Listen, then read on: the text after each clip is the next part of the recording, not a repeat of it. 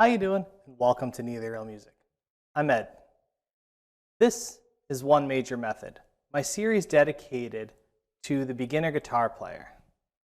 Follow along here, and you'll find all sorts of little ideas to help you become a better player. We have been working on strumming. Strumming 101, we focused only on the down strum and learning how to make sure that you're on time. In our first lesson for Strumming 102, we started adding in our eighth notes, the down and up strum. With this video, I'm going to show you how to make your right hand or left hand, your strumming hand, become a metronome, where really all you'll see is a down up, but we're going to decide to either hit a string or not hit a string. For these exercises, we're going to be using G, C, and D. Our first measure will be G, second will be C, third will be D, fourth will be G.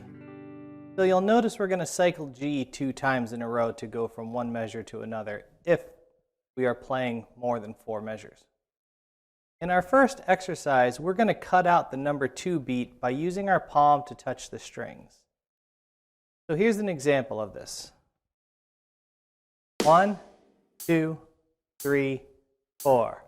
1 and 2 and 3 and 4 and 1 and 2 and 3 and 4 and 1 and 2 and 3 and 4 and 1 and 2 and 3 and 4 and... So as you can see, in a sequence like that, our hand continuously travels down and up, stopping only to mute the note that we needed to have our mute on. This is indicated by our 8th rest that you could see in the exercise. Let's try this for 12 measures so you can have something to play along with. 1, 2, 3, 4.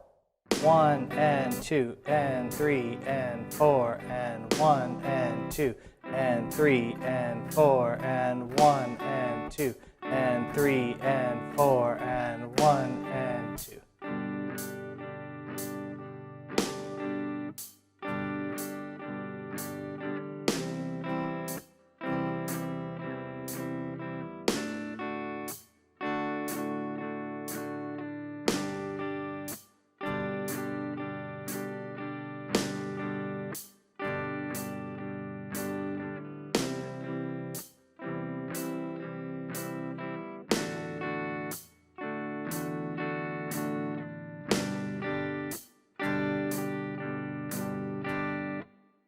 For those of you with keen eyes, you'll notice that I switched from one type of G to another.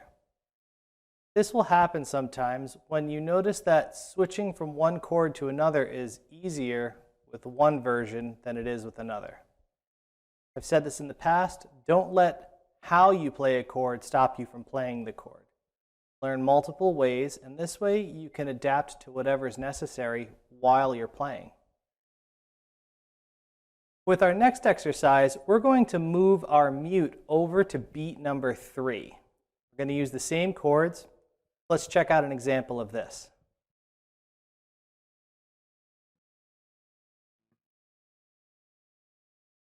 One, 2, 3, 4.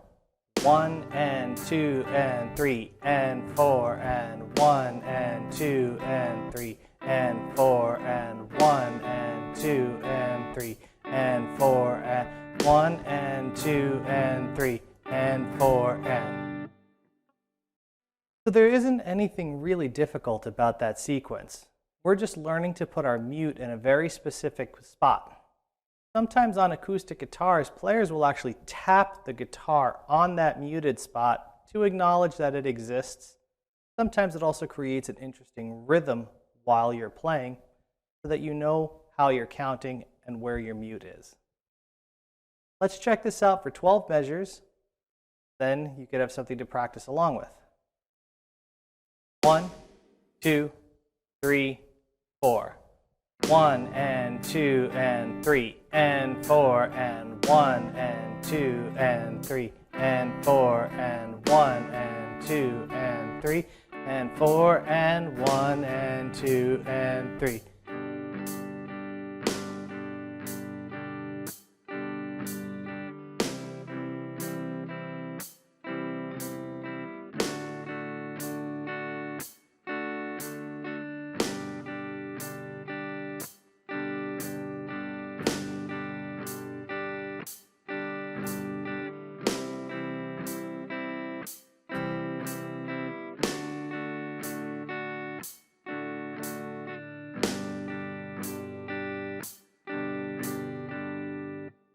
So hopefully that isn't too difficult for you. Remember that if you are missing beats, skip them, move on to the next thing. Don't let a mistake stop you from playing. If you have to, go back and repeat these exercises until you have them comfortable so that you're not worrying about how to change chords in the middle of an actual song. With exercise number 3, we're moving the mute to beat number 4. As we move this over and over, it may seem like it's getting more difficult, but if you have a metronome and you can keep your count, you'll find that no matter what the rhythm is, you'll be able to handle it. Let's take a look at example number 4. 1, 2, 3, 4. 1 and 2 and 3 and 4 and 1 and 2 and 3 and 4 and 1 and 2 and 3 and 4 and 1 and 2 and 3 and 4 and. This little pattern is more challenging than the other ones. To have to play on the and then switch a chord means that you have a lot to do in a very short amount of time. Take your time with this pattern. If you have to, hit pause, slow everything down, work the pattern out on your own metronome. I'm using 60. If you have to slow it down to 50 or 40, pretty smart idea, and work up to 60 so that you're comfortable.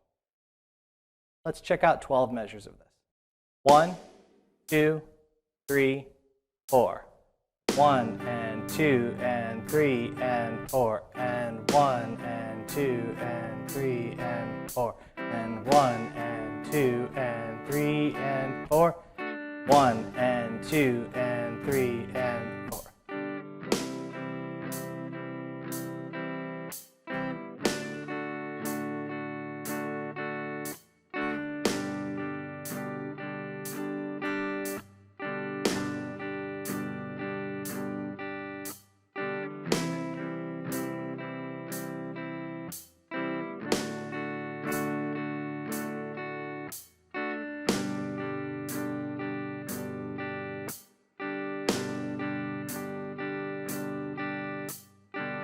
Work it out, take your time, and be patient with that pattern.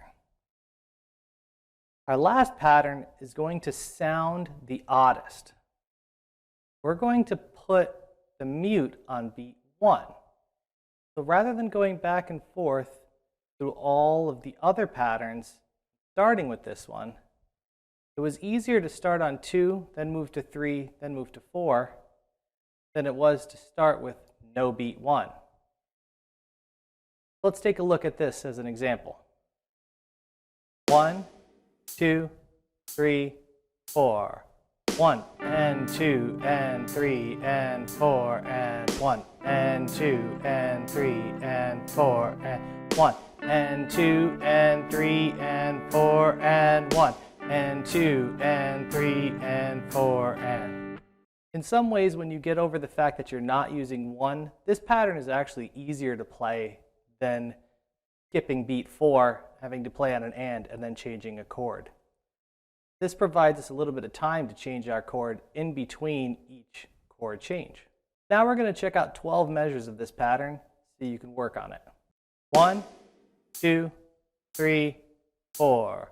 1 and 2 and 3 and 4 and 1 and 2 and 3 and 4 and 1 and 2 and 3 and 4 and 1 and 2 and 3 and 4 and.